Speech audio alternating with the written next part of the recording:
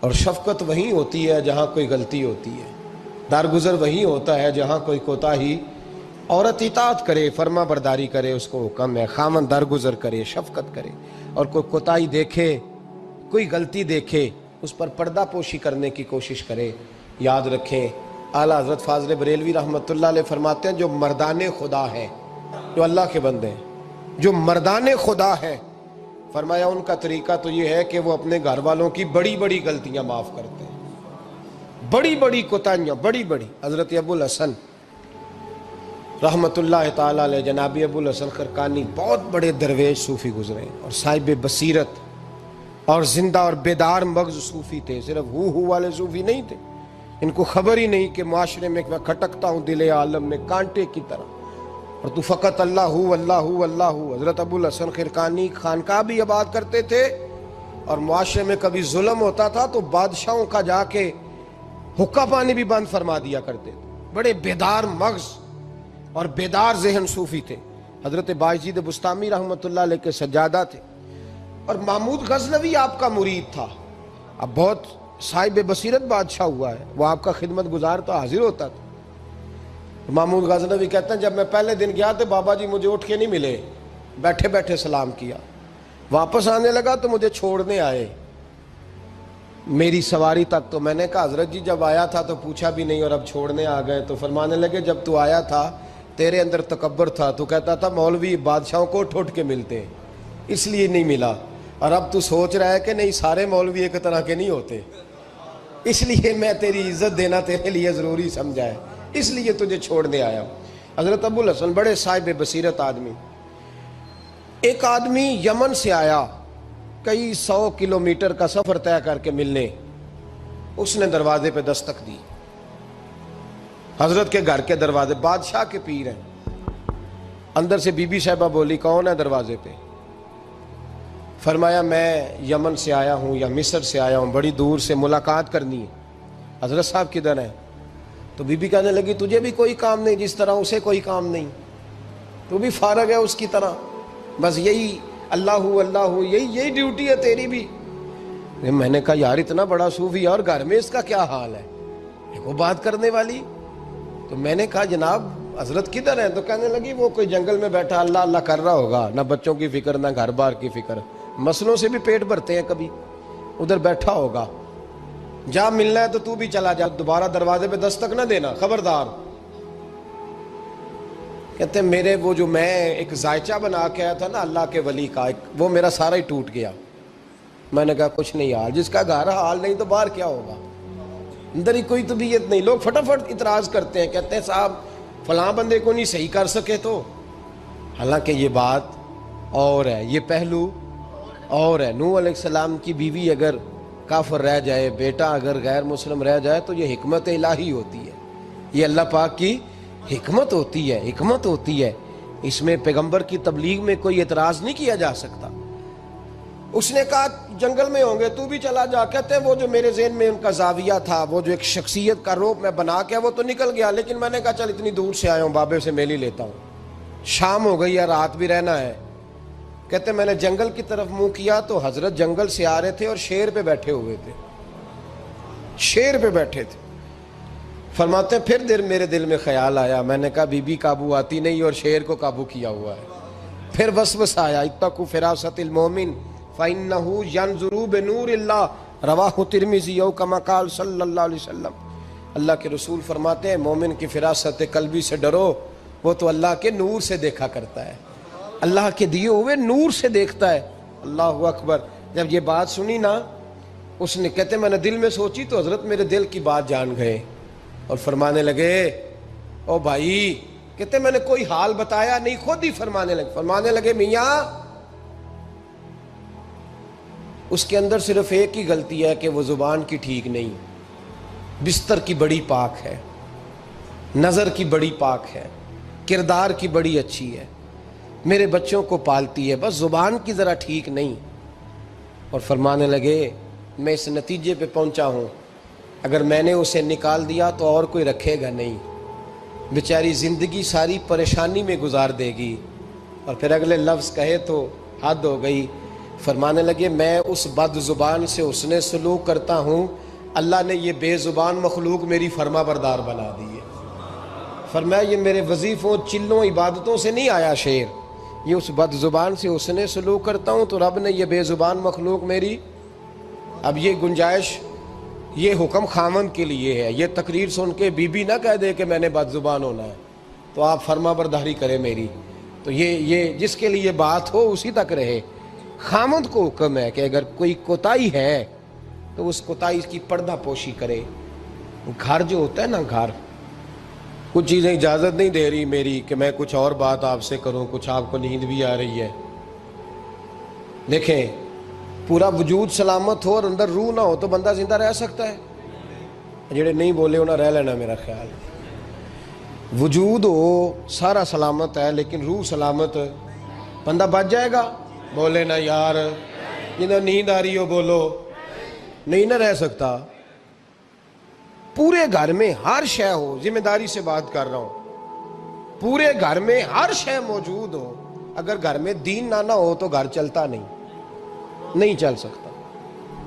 جس گھر میں نماز نہ ہو وہ گھر نہیں چلتا، جس میں قرآن پاک نہ ہو وہ گھر، اس لیے کہ دین روح ہے۔ دین اگر گھر میں دین نہیں تو گھر چل سکتا؟ سن لے حدیث پاک ترمذی شریف کی، نبی کریم علیہ الصلاۃ والسلام، یہ بھی حق ہے، یہ آخری بات اس عنوان پہ سنیں، یہ حق آخری ہے، اس کو بھی سمجھیں۔ ترمذی شریف میں نبی پاک علیہ السلام نے فرمایا، دعا دی حضور نے، نبی پاک فرماتے ہیں اللہ اس بی بی کو جزائے خیر دے، اللہ اس پہ رحم فرمائے جو سویرے اپنے خامند کو نماز کے لیے جگاتی ہے اور اگر نہ اٹھے تو پانی ڈال کے جگاتی ہے، اور فرمایا اللہ اس خامند پر رحم کرے جو سویرے اپنی بیوی کو نماز کے لیے جگاتا ہے اور اگر نہ اٹھے تو پانی ڈال کے جگاتا ہے، رحم کرے۔ سب سے زیادہ حق میاں بیوی کا ایک دوسرے کا ساتھ ہی ہے کہ انہیں دیندار بنائے۔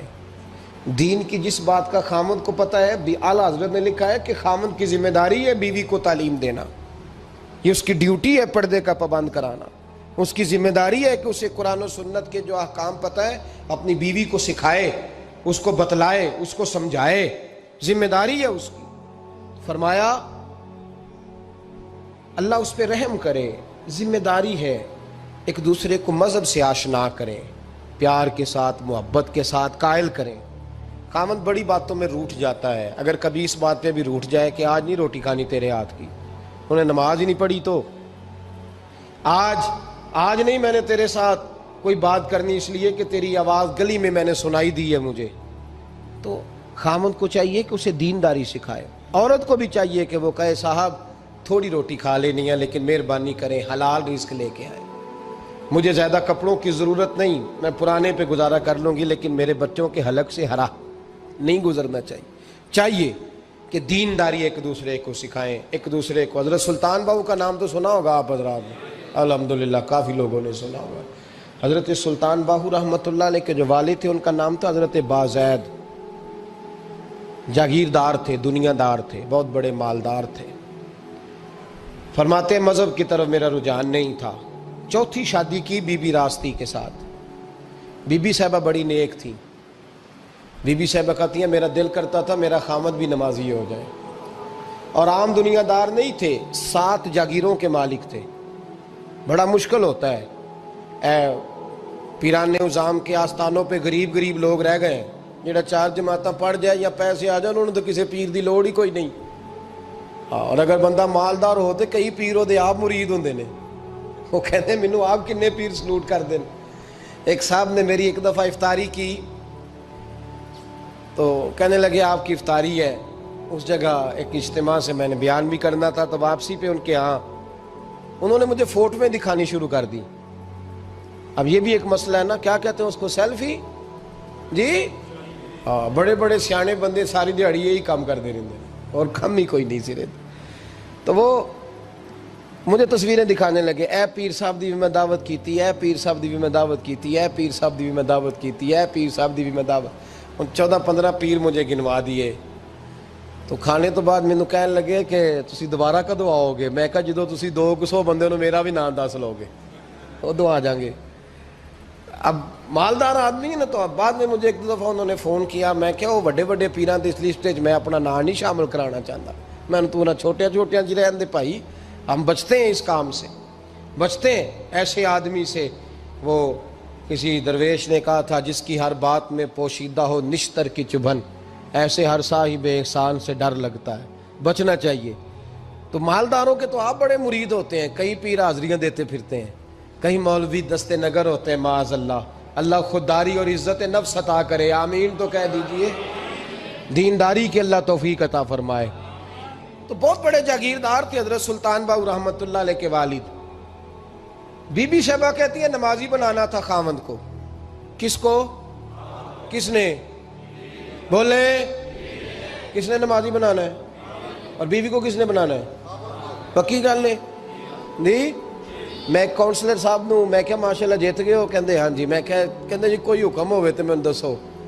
میں کہ حکم ہے کہ تسی اپنے ہلکے دے بندیاں دی ڈیوٹی لانی، کیڑا کیڑا نماز حاضری لانی ہے، کیڑا کیڑا نماز پڑھنا ہوندا ہے تے کیڑا کیڑا نہیں ہوندا۔ کہنے لگے بڑے سیانے نکلے ہو، پہلا مینوں ہی وسیتے واڑ چھڑیا جی، میں جاؤں گا تے دوجیاں دی حاضری لاں گا نا۔ تو خاوند نمازی بنائے گا بیوی کو تو اس سے پہلے خود بنے گا تو بنائے گا نا جی جی۔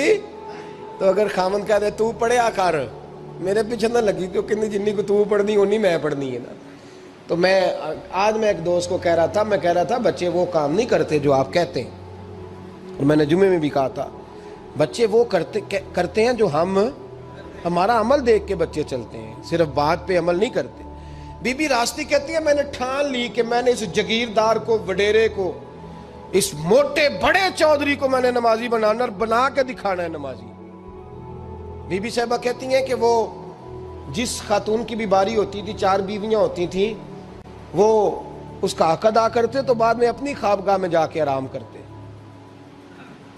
ان کا جو خادم تھا ملازم، وہ رات کو دودھ کا پیالہ انہیں دینے جاتا تھا، سونے سے پہلے ان کے پاس دودھ کا پیالہ پہنچتا تھا۔ تو بی بی صاحبہ کہتی ہیں میں نے رات کو ملازم سے کہا دودھ دینے تو نہیں جائے گا، میں جاؤں گی۔ کہ میں آدھی رات کو دودھ کا پیالہ لے کے حاضر ہوئی۔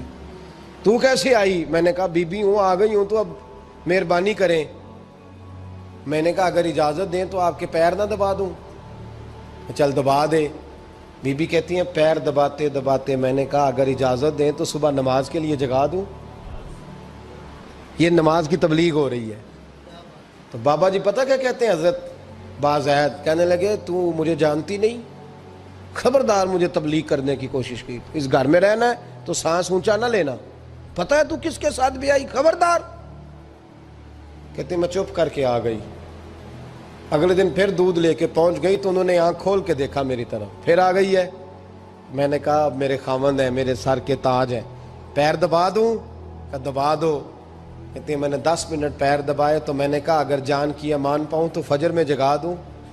میں نے جلال فرمایا۔ کہنے لگے تجھے کہا تھا نا کہ مجھے کسی کا مشورہ قبول نہیں، تو کون ہوتی ہے مجھے بات کرنے والی، چل دوڑ جا۔ بی بی صاحبہ کہتی ہے میں 10 دن جاتی رہی۔ کتنے دن؟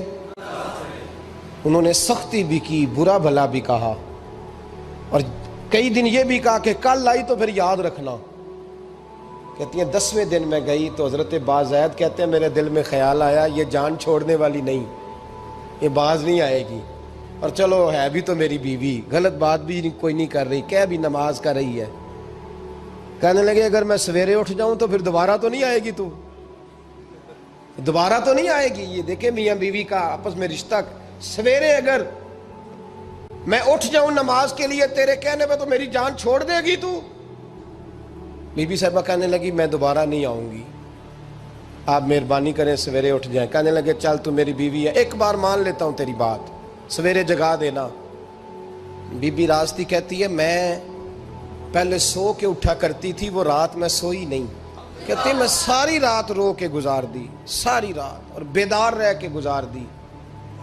سویرے فجر کے وقت پانی گرم کیا، بغل میں مصلی لیا، خامد کو بیدار کیا، وضو کرایا، اور کہتی ہیں جب وہ اللہ اکبر کہہ کے سنتوں کی نیت باندھی تو میرے اس طرح آنسو گرے جیسے سیلاب آتا ہے اور دریا کا بند ٹوٹتا ہے، اور میں نے رو کے کہا مولا میرے اختیار میں یہیں تک تھا، میں مصلی پہ کھڑا کر سکتی ہوں، میں دل تو نہیں نہ بدل سکتی، وہ تیرے قبضے میں ہے، مقلب القلوب ہے، فضل کر اس کا دل بدل دے۔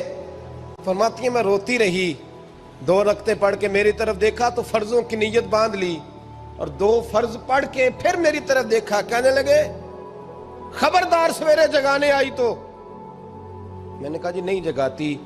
میری طرف دیکھ کے کہنے لگے تو نہیں جگائے گی آج کے بعد میں تجھے نماز کے لیے جگایا کروں گا، میں تجھے جگاؤں گا۔ آپ فرمانے لگی وہ نمازی بن گئے، میں پہلے ہی نمازی تھی۔ جب ان 2 نمازیوں کا ملاپ ہوا تو اللہ نے سلطان باہو جیسا بیٹا عطا فرمایا، سلطان باہو جیسا بیٹا عطا فرمایا۔ میرے بھائی، میاں بیوی ایک دوسرے کو دیندار بنائیں گے، ایک دوسرے کو نمازی بنائیں گے، وہ ایک دوسرے پہ، اور کس طرح کا بڑا مشکل ہوتا ہے بیوی اپنے خاوند کی تعریف کرے، مشکل ہوتی ہے۔ اعلیٰ حضرت فاضل بریلوی رحمت اللہ تعالیٰ علیہ کی زوجہ، ان کا طریقہ یہ تھا کہ وہ اتنی شناسہ ہو گئی تھی، اعلیٰ حضرت لکھتے تھے تو وہ واقف ہو گئی تھی، وہ کتاب کا اعلیٰ حضرت فرماتے تو وہی کتاب اٹھا کے زوجہ لاتی۔ اس زمانے میں قلم بنتے تھے اپنے ہاتھوں سے، لوگ چھری لے کے اس کے ساتھ قلم بنایا کرتے تھے، تو قلم بنا کے سیاہی رکھتی، کاغذ کئی دفعہ ڈانٹ دیتے، اعلیٰ حضرت کئی دفعہ ڈانٹ دیتے، لیکن اماں جی سنتی۔ وقت وصال آیا تو ایک دن فرمانے لگے حامد رضا کی ماں، تو نے ساری زندگی مانگا کچھ نہیں، تو نے میری بڑی نوکری کی، میرے دین کے کاموں میں سب سے بڑی مددگار تو تھی، چل کچھ چیز مانگ لے۔ جب دین کے رشتے ہوتے ہیں تو پھر معاملے بھی دینداری کے طے ہوتے ہیں، کچھ مانگ لے۔ بڑا کچھ مانگ لیتی ہیں نا بیویاں، بڑا کچھ۔ اعلیٰ حضرت کی زوجہ کیا کہتی ہیں میں نے آپ کو صبح و شام دیکھا ہے، میں نے آپ کے دکھ سکھ دیکھے، خوشی غمی میں آپ کا رویہ دیکھا ہے، میں نے آپ کو ہمیشہ دیندار اور پرہیزگار پایا ہے، اگر مجھے کچھ دینا ہے تو ہاتھ اٹھا کے میری بخشش کی دعا کر دیں، اور اگر صبح قیامت مجھے ضرورت پڑی تو میری سفارش کر دیں گے۔ اعلیٰ حضرت رو پڑے، یہ دینداری کے رشتے ہیں، رو پڑے، فرمانے لگے تیرے ساتھ وعدہ ہے، مصطفیٰ کریم صلی اللہ علیہ وسلم کے صدقے احمد رضا جب جنت میں جائیں گے تو تجھے ساتھ لے کے جنت میں جائیں گے، ساتھ لے کے جائیں گے۔ تو بھائی دینداری بنائیں، ہن لباس لکم وانتم لباس لہن، وہ تمہارا لباس ہے اور ان کا لباس ہو۔ رمضان شریف آ رہا ہے، ارادہ کر لیں کہ تراویحیں ساری جماعت کے ساتھ پڑھنی ہے، پڑھیں گے انشاءاللہ تعالی۔ نوجوانوں سے میری گزارش ہے، جوان بچوں سے، ضروری کوئی مذہبی چیز آپ نے دیکھنی ہو، سننی سنانی ہو تو ٹھیک ہے، ورنہ رمضان میں موبائل استعمال نہ کریں، مہربانی فرمائیں، ارادہ کریں۔ اگر کبھی مجبوری بن جائے نا تو ہسپتالوں میں بھی 2-2 گھنٹے بندے کو ایک ٹانگ پہ کھڑے ہونے پڑ جاتا ہے، پاسپورٹ کے دفتر لوگ کھڑے رہتے ہیں، شناختی کارڈ کے دفتر کھڑے رہتے ہیں۔ ارادہ کرو قرآن پاک سننے کا، اور مسجد میں حاضر ہو کے با جماعت 20 تراویحیں پوری پڑھو، اور عشاء سے پہلے آؤ، سنتیں ادا کر کے مسجد میں نماز پڑھو۔ روزہ کوئی شیطانی وسوسہ قریب نہ آنے دو، روزے رکھنے ہیں اور انشاءاللہ رکھنے ہیں، پورے رکھنے۔ مزدور آدمی جو مزدور ہے وہ کہتا ہے میں مزدور ہوں، میں کیسے رکھوں؟